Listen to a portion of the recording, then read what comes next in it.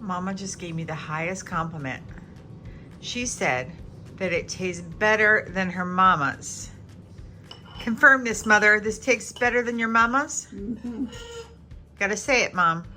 Better than mama's. All right. Hi, all. Today I'm showing you my grandma's Southern chocolate icebox cake. It's absolutely delicious and very easy to make. Ingredients you'll need. I've listed everything here to try to make your life a little easier. Sorry for the noise in the background. My cat keeps moving around next to me. First, we're going to break up a 4-ounce bar of dark chocolate into a heat-resistant bowl because we're going to melt it over a water bath. And next, I'm going to cut up a 1/4 cup of unsalted butter. You could use salted butter if that's all you have, but unsalted is preferable. And just put it in there, and then I'm going to place it on top of some simmering water in the heat-resistant bowl, and I'm going to melt the chocolate and mix the chocolate and the butter together thoroughly. It'll come together, you'll see. You think it won't, but it does. And then next, I'm going to separate 6 large pasteurized eggs. It's very important you use pasteurized eggs, and the reason being is this dish has raw eggs. So if you are immune compromised, or if you're elderly or a child, or pregnant, this is not a dish for you. Just like traditional tiramisu wouldn't be a dish for you. So I'm just separating these eggs, and once I have that done, I'm going to put the egg yolks into the stand mixing bowl.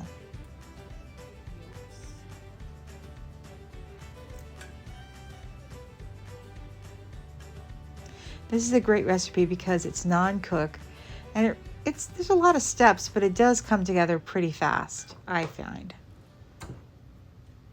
And I'm just going to turn the mixer on about medium to high, and then we're going to add a 1/2 cup of granulated sugar. And it's going to it's a bit of alchemy here. It will change consistency, you'll see. And we're going to add a 1/2 teaspoon of kosher salt, and then a teaspoon of vanilla extract, and then a teaspoon of almond extract.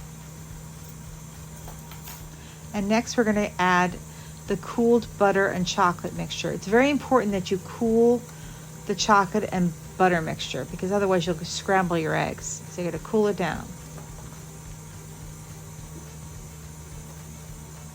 I'm sorry for all the ruffling in the background.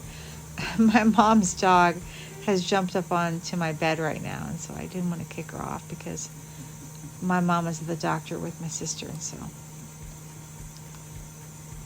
Daisy doesn't like to be alone. And then next, I cleaned out the mixing bowl, and now I'm adding the separated pasteurized egg whites, and I'm going to whip them up. Now these are really going to change consistency. You'll see a bit of alchemy really go on. As you can see, it's becoming whiter and smoother. And now we're adding a 1/2 cup of granulated sugar into, oh, look at that. It's so beautiful, so glossy and beautiful and white. And they're ready now. So next we're going to be adding the chocolate mixture that we made.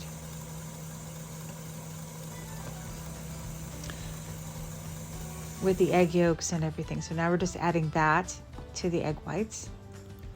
And we're going to turn the mixer on high again. And we're going to incorporate everything.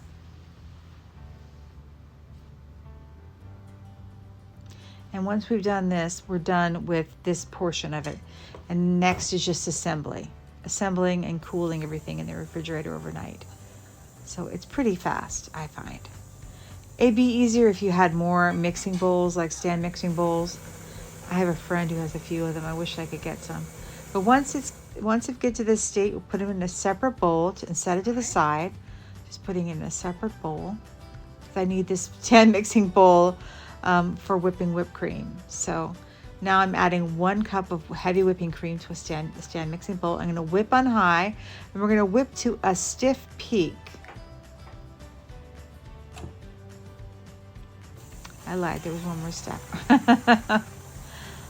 And then we're going to add 2 tablespoons of granulated sugar. But once we've done the whipped cream, we're going to fold it into the chocolate mixture. And we're just gonna do, I do a third at a time, and the first third, I just kind of stir it around. It's just to lighten everything up, so it's easier to fold the rest of the whipped cream in, I find, if I do it that way. Your mama had it going on. And then I just fold the rest of it in. I hear me talking to my mama about that. It's funny what I say. Sometimes I hear myself back. Anyways, I'm folding the next third in, and I'm just folding it, turning it over as you do. And then the last third of whipped cream is folded in. And then truly this portion is done. You have all that you need to assemble.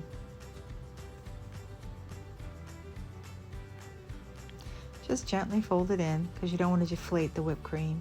You just want to incorporate it so it's nice and light and fluffy.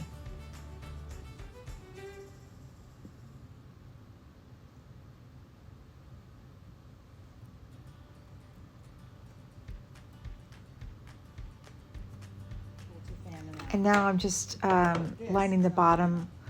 This is a serving dish that my cousin Helen gave me over at Helen Can't Imagine. She got this for Christmas for me. She's such a sweetie. And so I just used this. And I asked my mama how her mama did it. And she said that she did it similar to this in a baking dish, a clear one. So it looks like a trifle almost. It's harder to get what I want done. So I'm just gonna. But she did use, I believe it was sugar cookies. And I saw someone else using ladyfingers, and I said, I bet that would be better. Ladyfingers, a little bit, give it a lighter feel to the dish. I layered in some of the chocolate mixture, and now I'm just putting almonds down. Enough almonds this layer or more? And then I'm gonna now put some more of the ladyfingers on.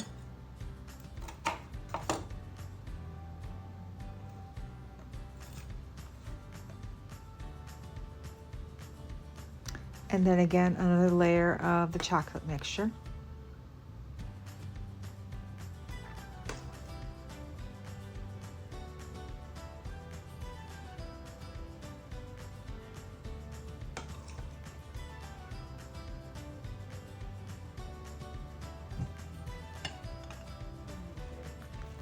Then another layer of the sliced almonds.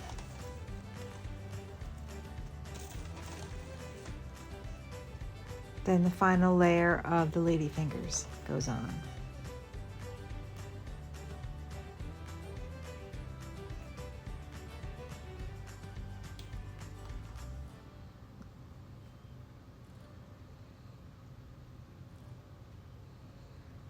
And then another, well, actually the final layer of the chocolate mixture.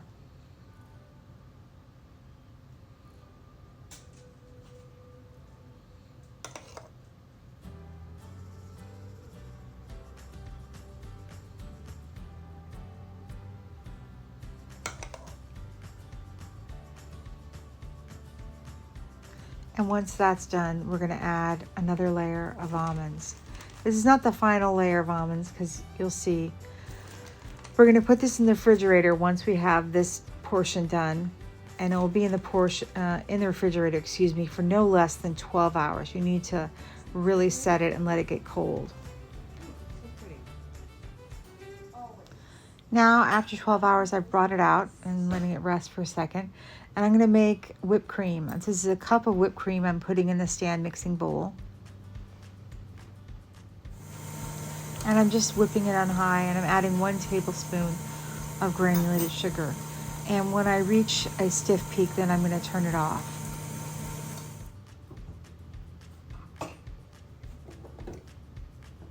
Overnight was to allow. And now I'm going to add it to the top of the Icebox cake. This is the final, one of the final layers. Now we're just doing garnishment. I'm just adding about a teaspoon to a fine mesh strainer of cocoa powder, and I'm just gonna dust the top of the cake with this.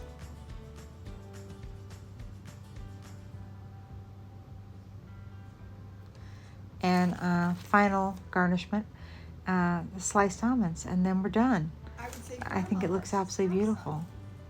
I know it tastes is delicious. dessert as well. And this is what it looks like. It's beautiful and delicious. It's kind of like a trifle in some ways. So, to help our channel grow, we're asking everybody to please like, subscribe, and comment. If you're enjoying our content, we really hope that you are. Please consider becoming a subscriber. It doesn't cost you anything, but it does help us out tremendously.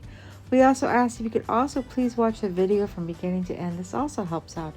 It's all because of how the YouTube algorithm works. Otherwise, we stay hidden. All these things are necessary for growth on YouTube, and we'd love to grow. So we're asking for your help. Thank you all. See you soon.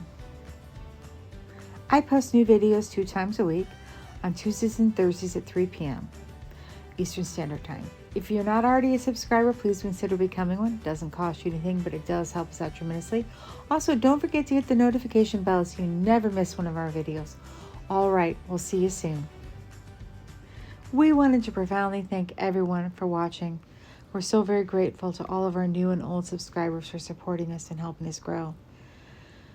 We wanted to encourage people to help those in need right now because of all of the natural disasters we've been having here in the U.S. Everything from the horrific wildfires in Southern California to hurricanes Helena and Milton that have destroyed lives and communities, affecting so many here in the U.S. We're encouraging everybody to donate to the American Red Cross, the Salvation Army, World Central Kitchen, All Hands and Hearts, AmeriCares, Operation Blessing, and Save the Children. We are not affiliated with any of these organizations, but we know they're doing good work on the ground. So we're encouraging you to help them and help your neighbor. As always, stay safe and be blessed.